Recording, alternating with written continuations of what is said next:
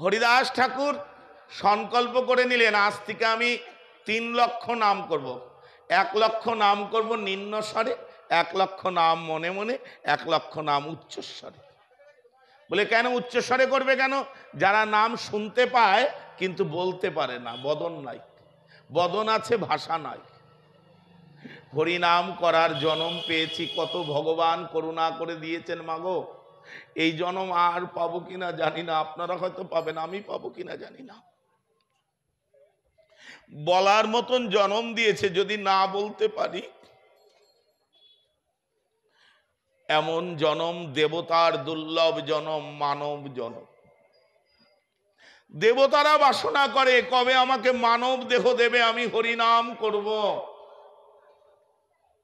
সেই জন্ম পেয়েছি। আরো পেয়েছি গৌড় দেশে জন্ম। আমরা কত ভাগ্যবান, কত ভাগ্যবতী, যে দেশে আমার গৌড় এসছেন। রাধা কৃষ্ণ মিলিত তনু আমার গৌরাঙ্গ মহাপ্রভু, অন্তর কৃষ্ণ বহির রাধা। তিনি এসে কলির জীবকে বলছেন, অভিন্ন চৈতন্য নিতাই চাঁদ বললেন কলির জীবকে, ওরে কলির জীব, তোদের হাতে ধরি, দরকার হয় তোদের পায়ে পড়বো, একবার করি নাম কর। আমার দয়াল নিতাই দারে দারে কলির জীবের ঘরে ঘরে হরি নাম দিলেন। অভিন্ন চৈতন্য নিত্যানন্দ মহাপ্রভু আবির্ভূত হয়ে হরিদাস আর নিত্যানন্দকে বললেন, শুনো শুনো নিত্যানন্দ, শুনো হরিদাস, সর্বত্র আমার আজ্ঞা করো হে প্রকাশ। পৃথিবীতে আছে যত নগরাদি গ্রাম, সর্বত্র প্রচারিবে এই হরির নাম। হরিনাম যেন পৃথিবীর সর্বত্র কানায় কানায় যেখানে আছে। আজকে পাশ্চাত্য দেশে হরিনাম হচ্ছে, আর আমাদের ঘরের ছেলে নাম দিলেন, আমরা নামের মহিমা বুঝলাম না।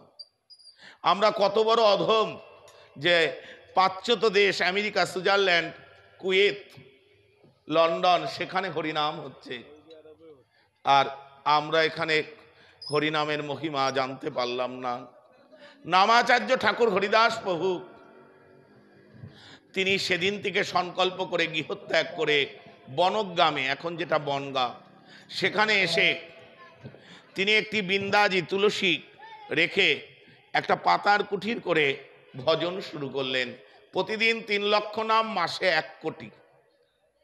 চৈতন্য চরিতামৃতের অন্তলীলা 4th পরিচ্ছেদে আপনারা পাবেন, সেখানে বলছেন মাসে 1 কোটি নাম।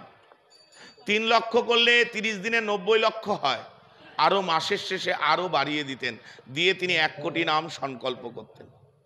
সেখানকার যিনি জমিদার ছিলেন রামচন্দ্র খা, তিনি একটু বৈষ্ণব বিদ্বেষী ছিলেন, নামের বিদ্বেষী ছিলেন।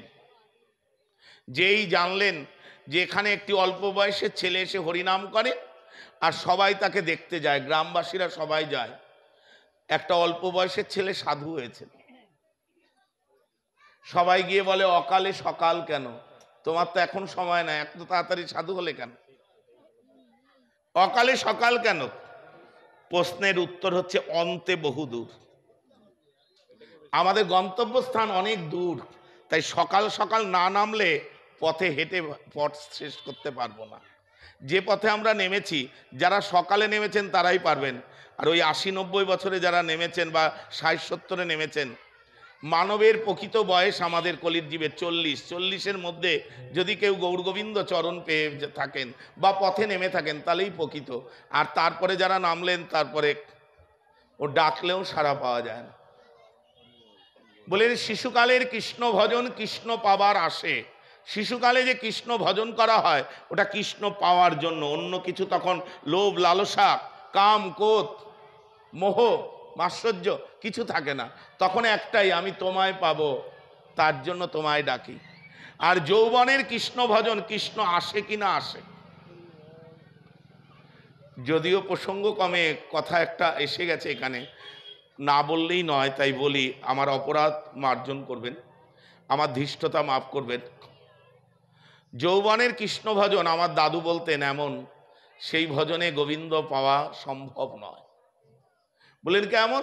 বলেন বৃন্দাবনে 2 জন সখী ভজন করছেন, প্রতিদিন মালা গাঁথেন আর রোজই ভাবেন গোবিন্দ আজকে আসবে, আমি মালা পরাবো। 12 বৎসর পার হয়ে গেল, মালা গাঁথলেন, প্রতিদিন যমুনার জলে কৃষ্ণায় নম বলে ভাসিয়ে দিলেন। একজন সখী ধৈর্য ধরে মালা গেঁথেই যাচ্ছেন, আরেক সখী আসে না যখন আর মালা গেঁথে লাভ নেই। মাসটি তখন কার্তিক মাস, যাকে দামোদর মাস বলা হয়। সেই মাসে তিনি একটি মালা গেঁথেছেন, আপনারা সবাই চেনেন, বক ফুল। বক ফুলের মালা গেঁথেছেন। মালা গাঁথার পরে অপর সখী বলছে, আরে এটা কি গোবিন্দের গলায় দিবি নাকি? বলে, গোবিন্দ তো আসেই না। মালা যে গাঁথি, কত কত সুন্দর করে মালা গাঁথি, যুথিকা, মল্লিকা, মালতী দিয়ে মালা গাঁথলাম, একদিনও এলো না। তাই আজকে ভাবলাম মালা রোজ গাঁথি আর যমুনার জলে ফেলে দেবো। তা আজকে ভেবেছি আসে কৃষ্ণ পরাবো, আর না যদি আসে কালকে এটা দিয়ে আমি ঠিক বড়া ভেজে আমি নিজেই সেবা করব। তা বললেন, এই ভজনে গোবিন্দ পাওয়া যায় না। কৃষ্ণ ভজন কেমন? বলে, সুবিধার্থে ভজন না হবে না, জনম জনম কেটে যাবে, কোন জনমে তার কৃপা হবে বলা সম্ভব নয়। ধৈর্য বড় গুণ, ধৈর্য না থাকলে গোবিন্দ পাওয়া সম্ভব নয়। মহাপ্রভু শিক্ষা অষ্টকে বলেছেন, তিনাদপি শুনিছেন তররীপ সহিষ্ণু না। তরুর মতন সহ্য ক্ষমতা, বৃক্ষের মতন যদি কোনোদিন সহ্য ক্ষমতা হয়, তাহলে জানবে তোমার গোবিন্দ চরণে যাওয়ার ক্ষমতা হয়েছে। বৃক্ষকে কাটিলে যেমন কথা না বলা হয়, বৃক্ষকে করার দিয়ে কাটলে সে কথা বলে না। তুমি পারবে তোমাকে কাটলে কথা না বলে? পারবো না, আমি তো পারবো না। পিপাসা মাগিলে যেন পানি না মাগায়, জল পিপাসা পেলেও বলে না আমায় একটু জল দাও, তারও তো প্রাণ আছে। বলেন, তিনাদপি শুনিছেন তররীপ সহিষ্ণু না, অমামিন মানে দেন কীর্তনিয়া সদা হরি। তাহলে ভালো করে শ্লোকটি অর্থকরণ করলে বোঝা যাবে সেই সহ্য ক্ষমতা আমার তো হয়নি, আপনাদের হয়তো হয়েছে, যে করার দিয়ে কাটলেও কিছু বলবেন না, পিপাসা পেলেও চাইবেন না। আমি তো না চেয়ে পারি না বাবা, আমার তো পিপাসা পেলে আগেই একটা জলের বোতল সাথে রাখি, যেখানেই যাই সঙ্গে জল নিয়ে যাই। আর এদিকে বলছেন চাতকের মতন থাকতে হবে, কবে ভগবান বর্ষা দেবেন তবে জল পাবে, তার আগে জল পাবে না।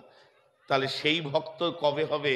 আর তবে ভগবত কৃপা নেমে আসবে, ভগবত চরণ লাভ করবে।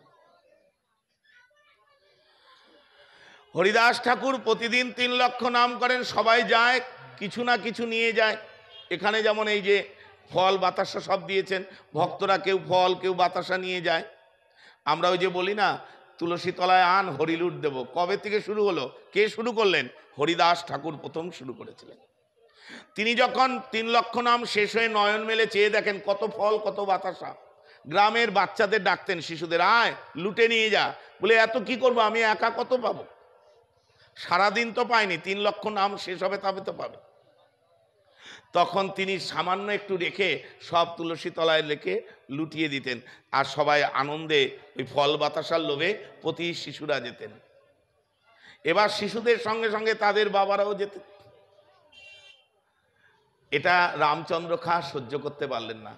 তিনি দেখলেন একটা অল্প বয়সের ছেলে সাধু হয়েছেন, তার কাছে সবাই যায়, আর আমি একজন জমিদার, আমি রামচন্দ্র খা বনগ্রামের জমিদার, আমার কাছে কেউ আসে না কেন?